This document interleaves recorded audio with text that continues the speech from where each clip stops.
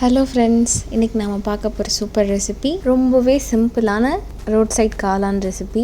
வாங்க நம்ம ரெசிபிக்குள்ளே போகலாம். முதல்ல ஒரு பவுலில் 200 கிராம் அளவு நறுக்கின காளான் ஆட் பண்ணிக்கிறேன்.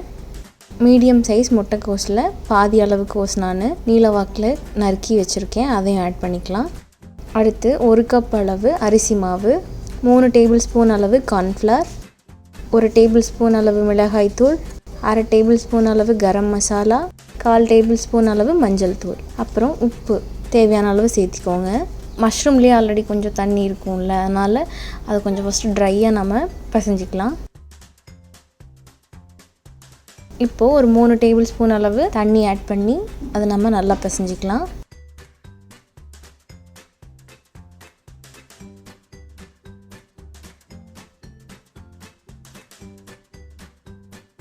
மாவு இப்போ ரெடி ஆகிடுச்சு. இதை நம்ம பொரிச்சிக்கலாம். அடுத்து ஒரு வாணலியில் பொரிக்க தேவையான அளவு எண்ணெய் ஊற்றி அதை நல்லா சூடு பண்ணிக்கோங்க.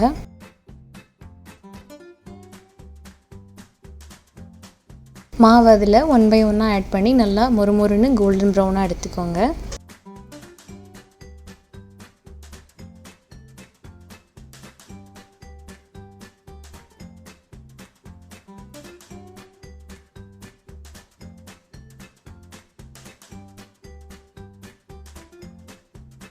எல்லா பக்கோடாவும் பொரிஞ்சிருச்சு, அது தனியாக எடுத்து வச்சுக்கோங்க.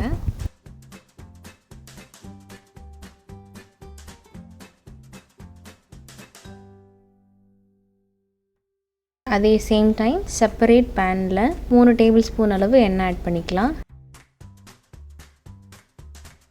பொடியாக நறுக்கின பெரிய வெங்காயம் ஆட் பண்ணி அதில் கருவேப்பிலை ஆட் பண்ணிக்கோங்க. இதையும் சேர்த்து நல்லா வதங்கினதுக்கப்புறம் இஞ்சி பூண்டு பேஸ்ட் 1 டேபிள் ஸ்பூன் அளவு ஆட் பண்ணி வாசம் போகிற வரைக்கும் அதை நல்லா வதக்கிக்கோங்க. நல்லா வதங்கிடுச்சு. நம்ம 1 டேபிள் ஸ்பூன் அளவு மிளகாய்த்தூள், கரம் மசாலா ஒரு 1/2 டேபிள் ஸ்பூன், சாட் மசாலா ஒரு 2 டேபிள் ஸ்பூன் அளவு ஆட் பண்ணிவிட்டு உப்பு நீங்கள் பார்த்து ஆட் பண்ணிக்கோங்க, ஏன்னா ஆல்ரெடி நம்ம பக்கோடாவில் சேர்த்திருக்கோம். இது எல்லாத்தையும் சேர்த்து லேசாக ஒரு மிக்ஸ் பண்ணி விட்டுட்டு 1 டம்ளர் அளவு தண்ணி ஆட் பண்ணிக்கலாம்.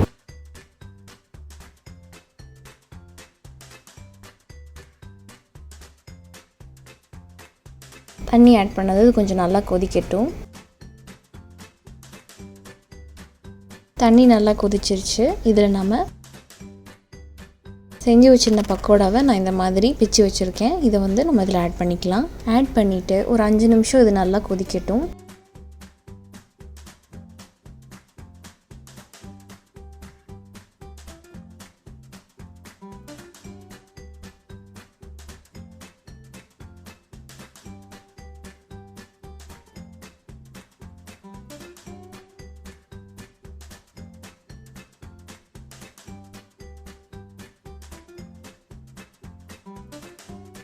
தண்ணி லேசாக வற்றி அதெல்லாம் கொஞ்சம் சாஃப்டாக வந்ததும் நம்ம அதை இறக்கிக்கலாம். நம்ம காளான் நல்லா குக் ஆகிடுச்சு. இது இப்போ பரிமாற தயார். ரொம்ப சூப்பரான ரோட் சைட் காளான் இப்போ தயார்.